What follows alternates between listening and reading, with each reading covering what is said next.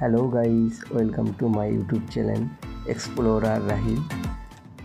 আজ আমি দেখাতে চলেছি টাকি থেকে হাওড়া পর্যন্ত বাইক জার্নি। চলুন দেখে নেওয়া যাক। আমরা জার্নিটা শুরু করেছি 3:30 থেকে। আমাদের জার্নিটা 2 আওয়ার্স 80 কিলোমিটার ডিস্টেন্স। এখনো অবধি কভার করেছি ওই প্রায় 15 কিলোমিটার। দেখুন এদিকে চারিদিকে অন্ধকার। তো চলুন আমার সাথে পুরো ভিডিওটা দেখতে থাকুন।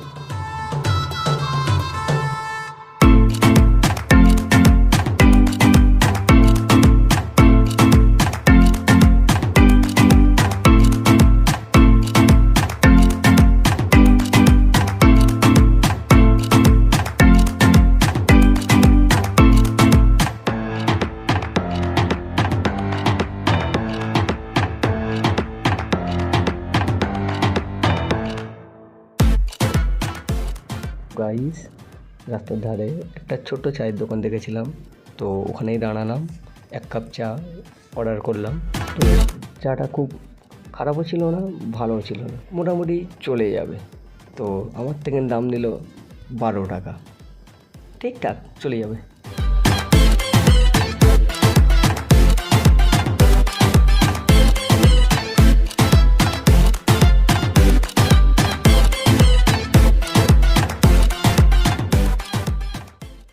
দিনটা আজকে আমরা খুব সুন্দর উপভোগ করলাম। কিছু তথ্য তুলে ধরবো আপনাদের সামনে। কি চলুন জেনে নেওয়া যাক।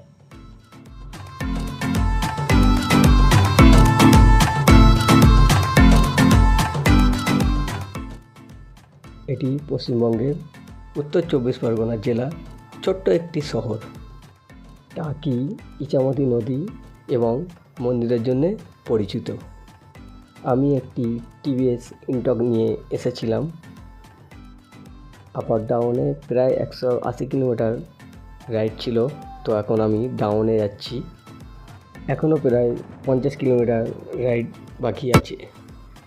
এটি দীর্ঘ যাত্রার জন্য একটি দুর্দান্ত বাইক। কিছু জিনিস মনে রাখতে হবে। ট্রাফিক অনেক সময় ভারী হতে পারে। আমরা যেহেতু ভোরে জার্নি করছি, সেই জন্য রাস্তাটা ফাঁকা আছে। তো চলুন আরও কিছুটা এগিয়ে যাওয়া যাক।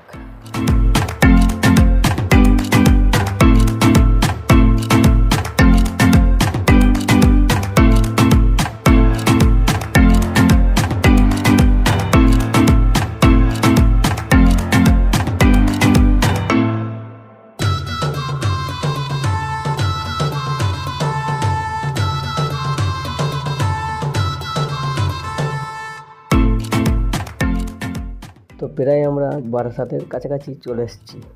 তো দেখতে থাকুন আমার ব্লগটা। আপনারা সাথে থাকবেন, একটা লাইক করবেন, শেয়ার করবেন, সাবস্ক্রাইব করবেন।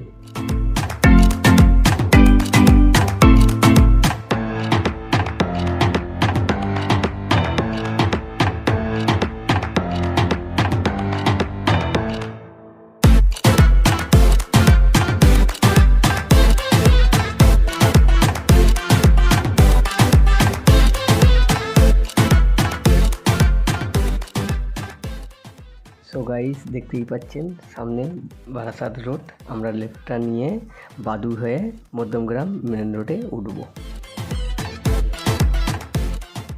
তো গাইস, আপনারা দেখতেই পাচ্ছেন 100 মিটার দূরে রেলগেট। এটা আপনারাও ট্রাভেল করতে পারেন। তো কিভাবে যাবেন আমি সেটা বলে দিচ্ছি আপনাদের। কম খরচায় কম বাজেটে আপনাদের ভ্রমণটা সাকসেসফুল হবে। তো Sealdah to Hasnabad local up and down করে আপনারা চাইলেন ট্রেনে আসতে পারেন। তো চলুন আপনারা দেখতে থাকুন, আমরা কিছুটা রাস্তা কভার করে নিই।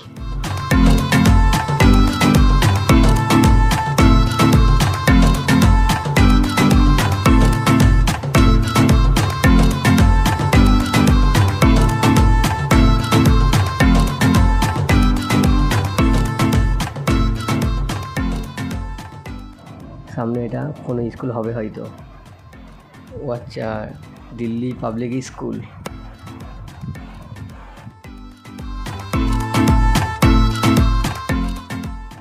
সামনে দেখুন একটা মন্দির, দেখতে খুব মায়াবী লাগছে।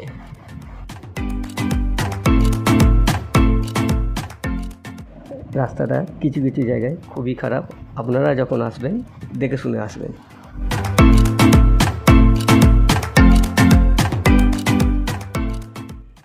সকাল প্রায় হয়ে এসেছে, ঠান্ডা ঠান্ডা ওয়েদারে বাইক রাইড করতে খুবই ভালো লাগছে।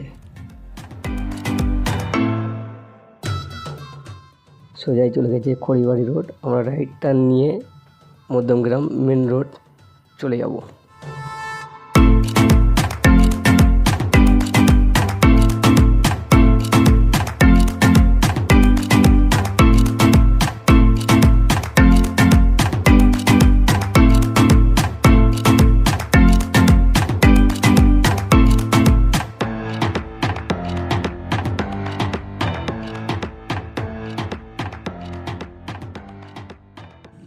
সো গাইস, আপনারা দেখতেই পাচ্ছেন আমার সামনে পাইকারি সবজি বাজার। এখানে একটা দাদার সাথে কথা বলে দেখলাম, উনি বললেন পাইকারি সবজি খুবই কম দামে বিক্রি করা হয়। এই রোডে কুকুর খুবই ঘোরাফেরা করে, আপনারা আসলে সাবধানে রাইড করবেন, কখনো সামনে এসে যেতে পারে। मरना है क्या भोसड़ी के? मरना तेरे को डर नहीं लगता? কথাটা শেষ না করতেই একদল কুকুর আমার বাইকের সামনে এসে পড়ল।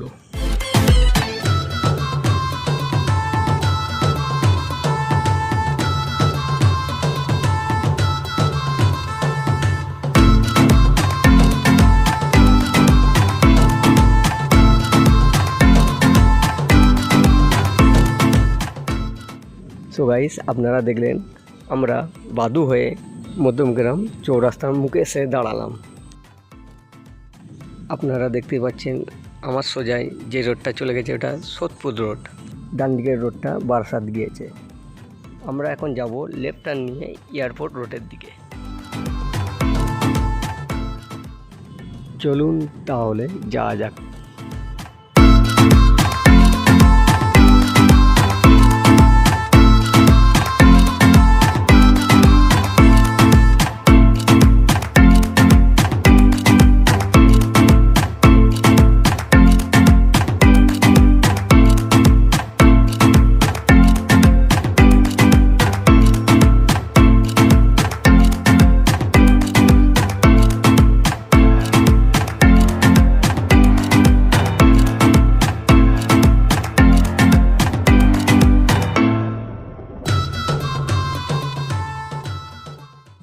সো গাইস, আমরা পৌঁছে গেছি ফাইনালি এয়ারপোর্টের কাছে।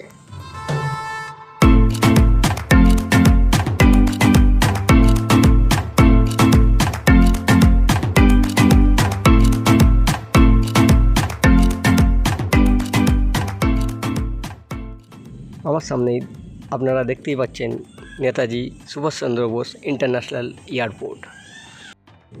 আমরা এখন চলে যাব বেলগড়িয়া এক্সপ্রেসওয়ে হাওড়ার উদ্দেশ্যে।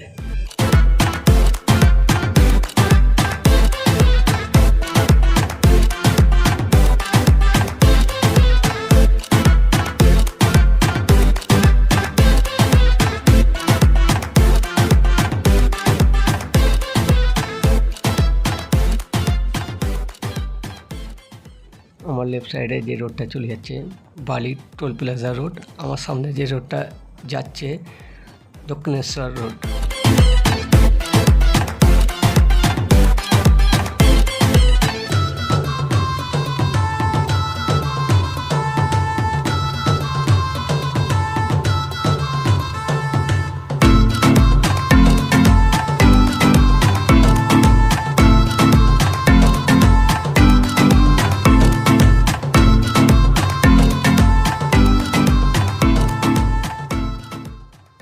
লেফটে টার্ন নিলাম, এটা চলে যাচ্ছে বালিতে।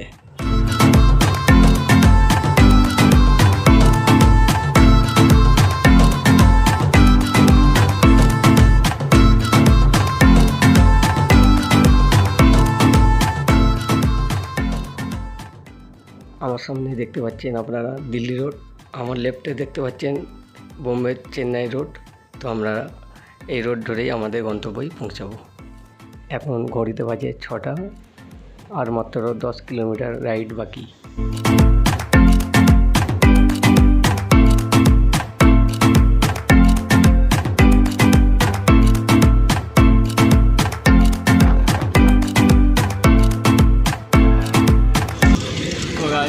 আমরা বাকি থেকে আমরা উদ্দেশ্যে রওনা দিয়েছিলাম। তো 3 ঘন্টা সময় ছিল। আমরা দেখলেন যে আমরা বেরিয়েছিলাম। এখন আমরা আমাদের ডেস্টিনেশনে পৌঁছে গিয়েছি। আমার জার্নি বাকি আছে, একটু অপেক্ষা আছে। স্পিডে জার্নি ছিল আমাদের এটা।